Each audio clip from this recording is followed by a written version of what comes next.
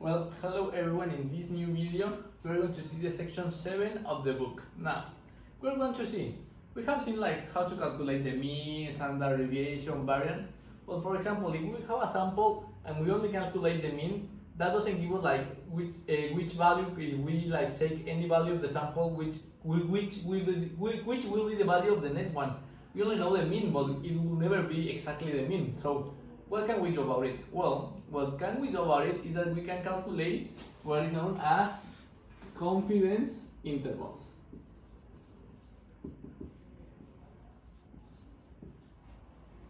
What happens with confidence intervals is that, for example, you have a mean of 30 and you calculate some kind of confidence interval. You're going to have like, for example, 28 and from 32. So in this example, you have the mean inside your confidence interval, and you are going to have it measured until this value. And for example, this can be a confidence interval of 95%, which means that 95% of the data of the sample will be inside of this interval. So first, there are some assumptions that we need to follow that then we can relax in later videos. But first, the first one is that we need to have a normal distribution of population. Normal distribution of population.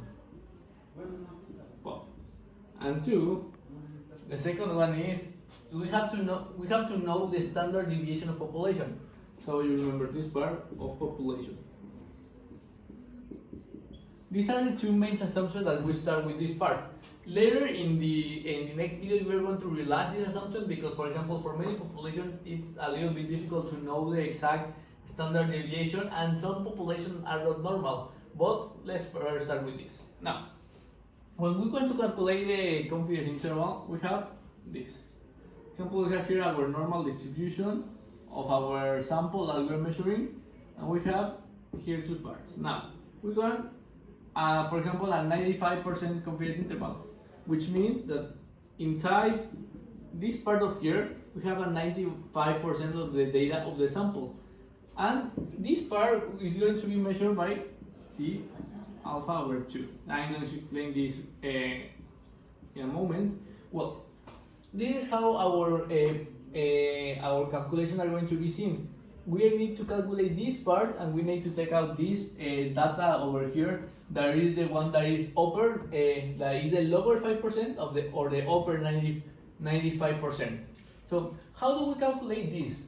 Well, we have seen in past video that the standard deviation of a sample, for example, if we have a sample X with X1, X2, until Xn, the standard deviation of this sample will be equal to the standard deviation of the population that this sample is taken from over the square root of the n being the number of data that you take in your sample. Now, from this, if we want to calculate a confidence interval for him, what we can do is that we can define a new random variable that will help us with this. So we are going to call this C, like in this part, it will be equal to the average of the sample minus the average of the whole population over the standard deviation of the sample. Now, this is defined because after some calculations, we can put this in terms of the average of the population, and we can do some interesting things to calculate the confidence interval.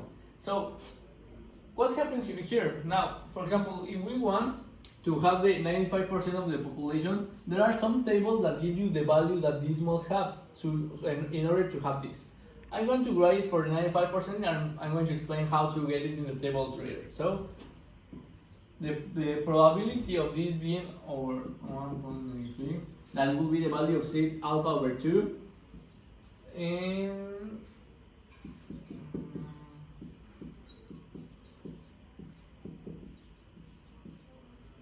percent equal to. So this is what we're looking for, the area of this part with the probability of obtaining this area. So here we have our new random variable that is defined in these terms over the standard deviation of the sample, And here this 1.96 and minus 1.6 are this value of here. This one are this and this one is this one. In the tables that you are looking for, that we are going, well, that you have in your book, these values represent that if you go to that value, I'm going to have, I don't know, like 0.7 something, and the other one was like 1 point, well, 0. Like, and this part is going to give us the difference between these two is going to be give us the area of 0.95. I'm going to give you a better way of finding this, but let's first continue. So now we have this, and we can solve for the average value here. If you solve for the average value, let me erase this part. If you solve for the average value of the population in that part, you are going to get the interval of confidence that is going to be the average value of the sample minus alpha over 2 times, or n, let me check if that's correct, yeah, or x plus over 2. And now here we have how our confidence interval is going to be represented. So if you can see, this is a symmetrical confidence interval because this this part over here is going to be rested or sum from the sample average value. Now, something important about this confidence interval is that we are doing for a sample. For example, we have a population of 1 million people and we sample according to some different variables. This sample will not always, like, for example, if we have the 95% confidence interval, we not always have the 95% of all the population in here because we are only calculating for a sample. This have a better meaning when you have like multiple samples and you calculate the confidence interval for all of these samples. If you do that after doing all of that with a 95% confidence interval, what you're going to obtain is that 95% of all the confidence interval samples that you calculate, 95% of them will be correct with the average value inside of this interval. Now, this interval is with a confidence interval of 100 or 1 minus alpha. That in this case will be 95%, so our alpha needs to be 5. So how do we find this value of alpha over 2? Well, it's easy. For example, we want a confidence interval of 90%, which means that alpha in this case needs to be 10, no? Because 100 and that equals 90%. Now, this 10 that we have here, we divide by 2. So over 10 over 2 is equal to 5. So we have a value of 5, alpha over 2 equal to 5. Now, what we need to do is that we need to go to the tables. Now, for example, in this part, what we're going to be looking for is that this 100 minus 5, that is the alpha over 2, equal to 95. Or if it's not in percentage, it will be 0.95. Now, this is value that we are going to be looking for in the tables. So for example, our table we have this form, like here has 1.6, some more values, for example 1.5, 1.7, and in this part we have more values, and we have like 0.04, 0.05, like will the head of the table, this part of the table, and in the middle we're going to be looking for 0.94, 95, 95, 05.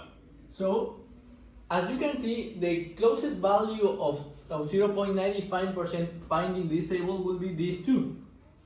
And the closest one to being exactly that. So in this case, for example, you will have the mean of that value, that is 1.6, 1.64 and 1.65. And if you get the average value of that part, you get 1.645. Now, this will be the seed value that you will use in this equation if you are, for example, looking for an interval confidence of 90%. So that's everything for the. Well, the one last thing is that you can also check like the width of the interval.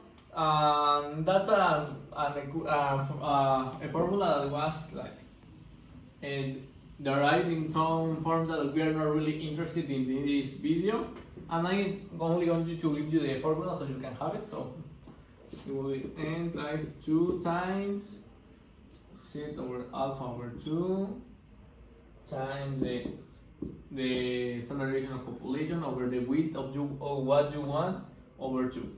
Now this width represents the width of the interval, because for example, for some intervals we can have a very large width or a very small width, and sometimes this width is dependent on the number of in the quantity of population that you have in your sample. You have a sample of 10 individuals or 20 or 50. These will have different widths depending on how much you have, and you can calculate the number of data that you need according to the width and on the standard deviation, and of course of your confidence interval. So that will be all for this video, and thank you and see you soon.